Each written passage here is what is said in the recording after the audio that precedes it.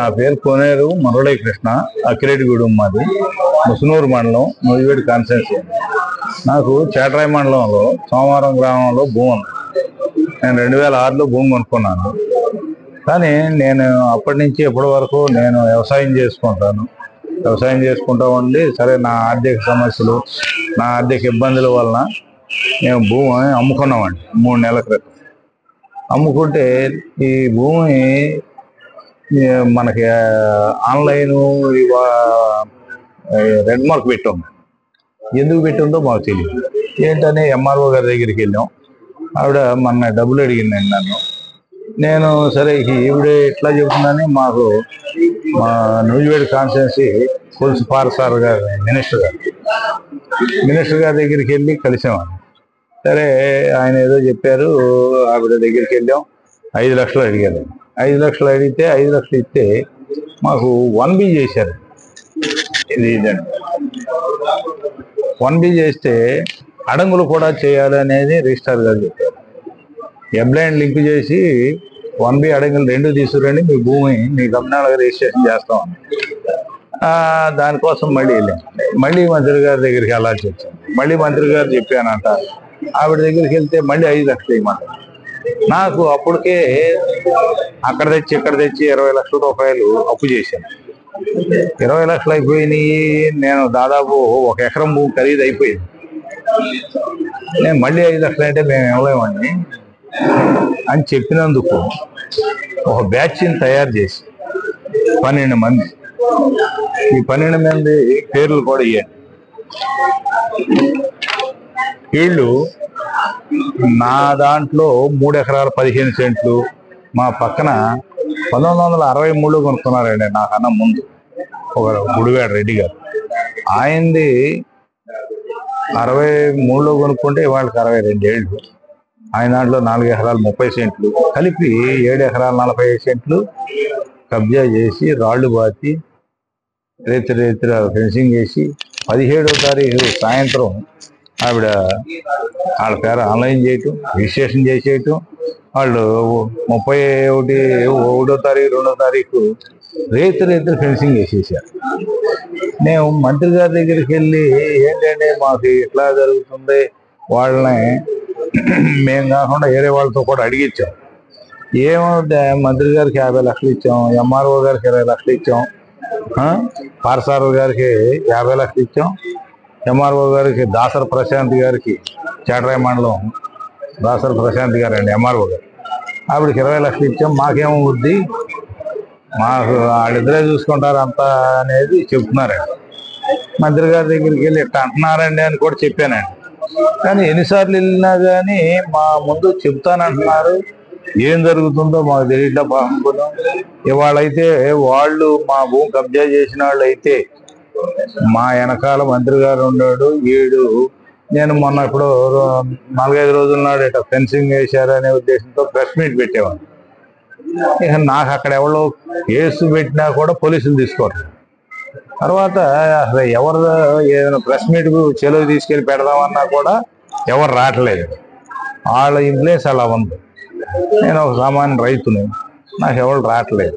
అప్పుడు నేను మా బంధువులు బెదవాడ వచ్చి నేను ప్రెస్ మీట్ పెట్టానని, ఇప్పుడు కొత్తగా మా మంత్రి గారే వీడిని చంపేయమన్నారు, వీడి వెనకాల ఎవడున్నాడో చూసుకుంటాం అనే దాంట్లోకి వచ్చి మంత్రి గారు పారసారథి గారే ఎంఆర్ఓ గారు అండదండలతో నా మీదకి ఈ వచ్చిన 12 మందిలో 2-3 మీద మర్డర్ కేసులు ఉన్నాయి. ఈ 12 మందిలో 3కి మర్డర్ కేసులు ఉన్నాయి. వీళ్ళు ఎప్పుడు చంపుతారో చేలోకి వెళ్తే వెంటాడుతున్నారు. ఇక భయభ్రాంతులు అయిపోయి నేను మా ఊరు కానీ మా చేనుండ ఊరు కానీ వెళ్ళకుండా విజయవాడలో ఉంటున్నాను ప్రస్తుతాన్ని. నేను భయపడి చంపేసేటట్టు ఉండాలి, వీళ్ళ వెనకాల మంత్రి గారు ఉండాలి అంటున్నారు. ఏం జరుగుతుందోనని నేను నారా చంద్రబాబు నాయుడు గారిని, నారా లోకేష్ గారిని, కొణిదెల పవన్ కళ్యాణ్ గారిని ఏడుకుని వాళ్ళ దగ్గరికి వెళ్ళటానికి నాకు టైం దొరకట్లేదు. నేను ఎంతో ప్రయత్నం చేస్తున్నాను. ఒకసారి లోకేష్ గారిని దర్బార్లో కలిసాం, కానీ మేము చెప్పుకోవడానికి వీలు పడలేదు. డిసెంబర్ 4వ తారీఖు కలిశానండి. ఆయన చెప్పిన లెటర్ పెట్టినా కానీ ఎంఆర్ఓ గారు ఏం ఖాతరు చేయట్లేదు. ఇప్పుడు నాకు అసలు వారు కలిస్తే ఏదైనా న్యాయం జరుగుద్ది, వీళ్ళ ముగ్గురు నాకు న్యాయం చేస్తారనే నమ్మకంతో నేను విజయవాడలోనే తిరుగుతున్నాను ప్రస్తుతానికి.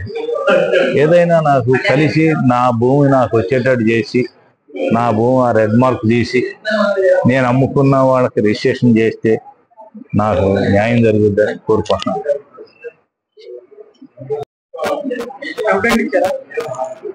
స్టేషన్లోనండి.